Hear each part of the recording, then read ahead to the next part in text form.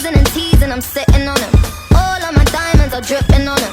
I met him at the bar, I was 12 or something. I ordered 2 more wines, cause tonight I want him. A little context if you care to listen. I find myself in a shit position. The man that I love sat me down last night and he told me that it's over, done decision. And I don't wanna feel how my heart is ripping. In fact, I don't wanna feel, so I stick to sipping. And I'm out on the town with a simple mission. In my little black dress and the shit is sitting. Just a heartbroken bitch, high heel, 6 inch in the back of the nightclub, sipping champagne. I don't trust any of these bitches I'm with. In the back of the taxi, sniffing cocaine. Drunk calls, drunk texts, drunk tears, drunk sex. I was looking for a man who was on the same page. Back to the intro, back to the bar, to the Bentley, to the hotel, to my own way.